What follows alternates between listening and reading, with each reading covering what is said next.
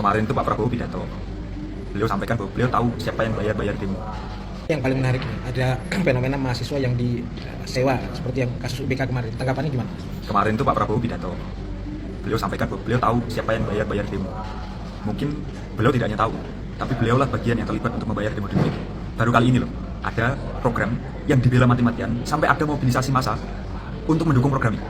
Saya kira ini sebenarnya ekspresi kepanikan istana di dalam merespon banyak sekali kritikan pada EBG. Dan ini wajah dari pemerintahan yang sebenarnya sangat kolonial. Ciri pemerintahan kolonial itu kan dividikan perang. Mereka sebenarnya mengadu domba. Hari ini rakyat diadu domba, mahasiswa versus mahasiswa, rakyat versus rakyat. Bagi saya ini potret yang menunjukkan kepanikan sekaligus karakter pemerintahan kolonial yang sampai hari diwarisi oleh pemerintahan nasional.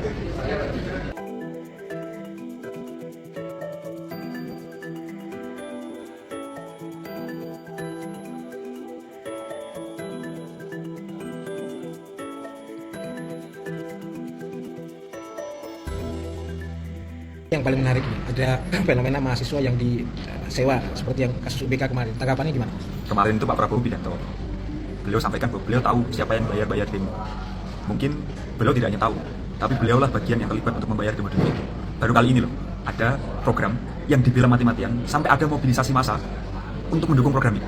Saya kira ini sebenarnya ekspresi kepanikan istana di dalam merespon banyak sekali kritikan pada EBG. Dan ini wajah dari pemerintahan yang sebenarnya sangat kolonial. Ciri pemerintahan kolonial itu kan dividikan perang. Mereka sebenarnya mengadu domba. Hari ini rakyat diadu domba, mahasiswa versus mahasiswa, rakyat versus rakyat.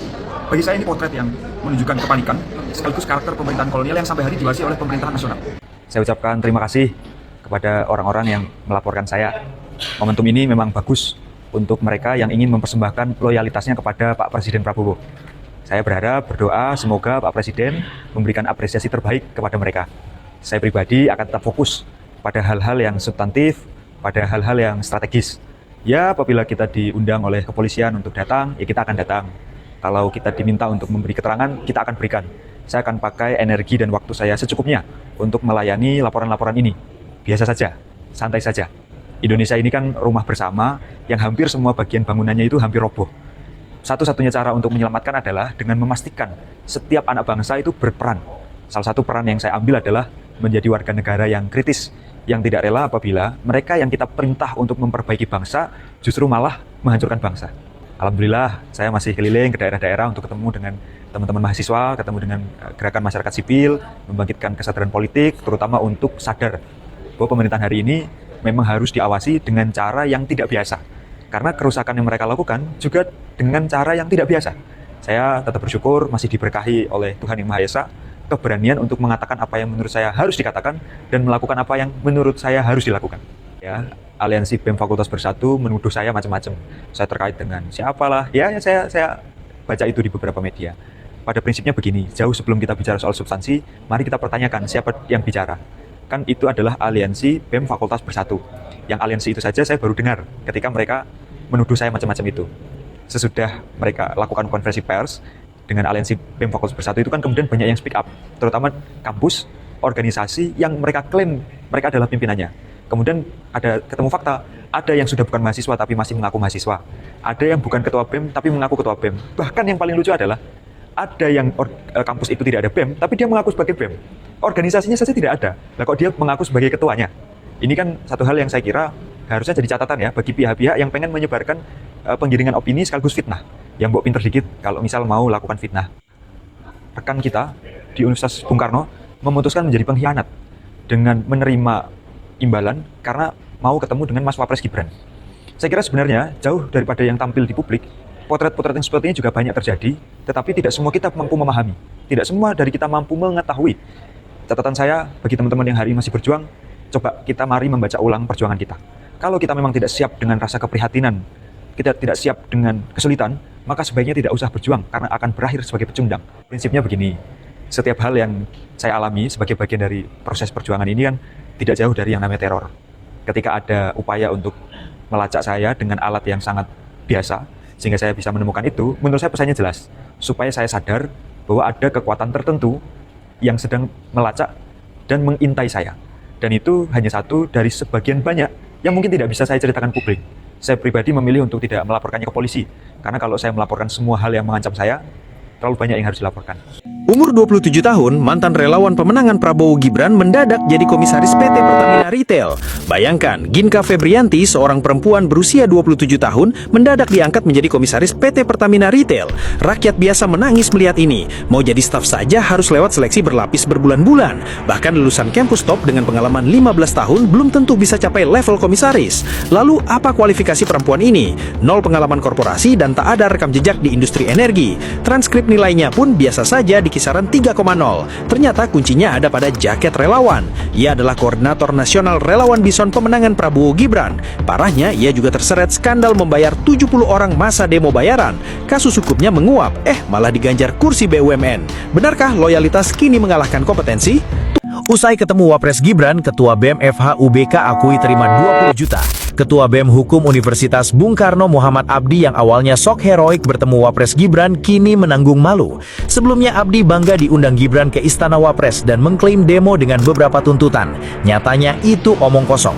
Dalam dialog terbuka ia mengaku disuap oknum polisi agar batal berdemo di depan Istana Wapres. Publik geger saat netizen membongkar total dana siluman ini diduga menembus 300 juta rupiah.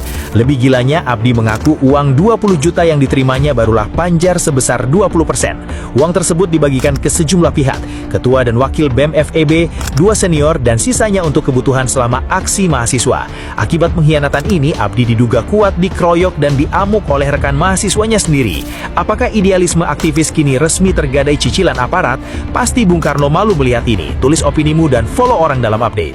Guys, kalian sadar nggak sih kalau Pak Prabowo dan Gerindranya ini seolah-olah balas dendam? Karena maksudku gini, Pak Prabowo kan pernah bilang nih, bahwa selama 20 tahun tidak berkuasa, bisnisnya mandek. Nah, setelah berkuasa, mereka ini seolah-olah balas dendam. Apapun jadiin proyek, apapun bancaan, dan sebagainya. Sadar nggak sih? Kayak maksudku mereka tuh memaksimalkan kesempatan saat berkuasa ini untuk mengeruk sedalam-dalamnya proyek-proyek yang ada di pemerintahan gitu loh. Ya, tapi disclaimer ya, ini hanya menurut keyakinan saya. Menurut keyakinan saya, Pak Prabowo dan Gerindra ini sedang memanfaatkan kekuasaan untuk mengeruk sebanyak-banyaknya proyek supaya balas dendam selama 20 tahun tidak berkuasa ini terbayar lunas. Gimana menurut kalian? Ya, inilah contoh pemimpin hasil endorsan teman-teman. Kompetensinya belum jelas, programnya nggak jelas, kebijakannya nggak jelas, ngomongnya sering blunder. Sekali lagi aku ingatkan teman-teman, di 2029 nanti, tolong jangan diulangin ya. Jangan memilih pemimpin atau jangan memilih wakil rakyat dari instansi hijau ataupun coklat. Karena mereka ini pada dasarnya tidak kenal demokrasi, teman-teman. Karena memang mereka ini dilatih bukan dengan sistem demokratis, tapi dilatih dengan sistem komando. Yang siap Pak, baik Pak, noted Pak. Tidak ada budaya diskusi di situ. Maka ketika di demo, ya bisa kita lihat sendiri kan jawabannya dan responnya. Gimana menurut kalian? Dari pernyataan Mas Gibran ini bisa kita simpulkan bahwa memang sedari awal program Kopdes Merah Putih ini hanya proyek ambisius yang dipaksakan tanpa perencanaan yang matang. Karena bagaimana mungkin pemerintah tidak tahu masih ada BUMDes dan toko kelontong masyarakat yang pada akhirnya akan saling bersaing dan saling membunuh. Jadi menurutku Kopdes Merah Putih ini harus diaudit dari hulu sampai ke hilirnya, dari pengadaan dan lain sebagainya. Karena menurutku celah korupsinya tuh besar banget. Karena bahkan dari hulunya aja udah bermasalah gitu. Dari niatnya aja udah nggak jelas gitu loh. Jadi maksudku Kopdes Merah Putih ini tuh kayak semacam cuman proyek bancaan, proyek bagi-bagi, proyek ambisius yang tujuannya nggak jelas, visi misinya nggak jelas, implementasinya nggak jelas, tapi celah korupsinya gede banget. Gimana menurut kalian? Guys, kalian capek nggak sih lihat kelakuan wakil rakyat kita tuh? Yang asbun lah, yang merokok saat rapat lah, yang tidur saat rapat lah, yang joget-joget lah, apapun lah. Kayak seolah-olah mereka kerja tuh nggak mewakili kita gitu loh. Kayak contohnya ini nih, Komisi 3 akan all out perjuangkan tambahan anggaran untuk Polri. Bayangin, all out loh. Perasaan sama rakyat yang harusnya mereka wakili nggak pernah kayak gini. Atau ini nih, Wakil Ketua DPRD yang mulutnya kayak sampah. Ngatain gembrot ke ibu-ibu di salah satu postingan sosial media. Bayangin, kayak nggak punya wibawa banget nih Wakil Ketua DPRD. Nah, poinku di sini adalah, ayolah kita reformasi cara kita memilih pemimpin dan wakil rakyat kita. Masa sih kita mau dipimpin atau diwakili oleh orang-orang kayak gini tuh? Masa sih kita mau dipimpin oleh pemimpin yang 10 tambah 6 aja 17 gitu. Dan kalau dikritik nyenye. Ayolah sadar guys, perubahan itu ada di tangan kita. Perubahan Indonesia ke arah yang lebih baik itu di tangan kita, di suara kita saat pemilu. Ayolah lebih bijak dalam memilih. Dan masa sih kita pemilu ke pemilu tuh salah milih mulu? Gimana menurut kalian?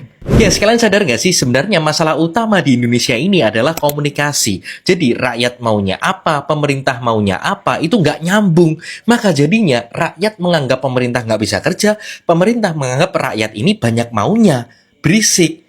Jadi gini, oke, pertama setuju dulu bahwa mengelola negara itu sulit. Oke, clear. Tapi bukankah akan jauh lebih mudah apabila pemerintah ini dalam menentukan kebijakan itu komunikasi dulu, bertanya dulu kepada masyarakat. Bukan malah ngide, ngawang-ngawang. Kayak misalnya MBG, Kopdas Merah Putih, Sekolah Rakyat, itu kan program ngide, program ngawang-ngawang. Oke, katakanlah MBG ini memang sudah sukses di negara lain.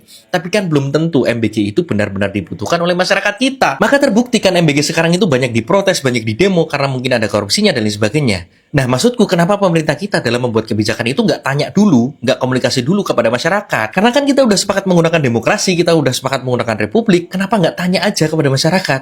Kayak misalnya, masyarakat kalian itu masalahnya apa sih? Kalian itu butuhnya apa sih? Masyarakat mungkin menjawab, oke, masalahku adalah A, B, C, D, E. Nah, tinggal pemerintah kita ini bikin kajian, bikin kebijakan sesuai dengan apa yang dibutuhkan masyarakat. Terus komunikasikan lagi. Oke guys, karena anggaran kita terbatas, maka yang kita prioritasin adalah program A dan B. Karena gini. Nah, clear kan? Lebih enak kayak gitu loh. Itu programnya nanti, kebijakannya nanti udah pasti tepat sasaran, udah pasti menyelesaikan akar masalah, dan masyarakat ini merasa dilibatkan dan merasa didorong untuk berpartisipasi aktif dalam politik. Maka otomatis ketika rakyat ini diminta bayar pajak, mereka dengan senang hati karena dari rakyat untuk rakyat oleh rakyatnya nyata gitu loh. Kenapa pemerintah kita nggak bisa kayak gitu coba? Kenapa malah ngide ngawang-ngawang bikin PSN lah, food estate lah yang pada akhirnya gagal dan bukan untuk rakyat? Gimana menurut kalian?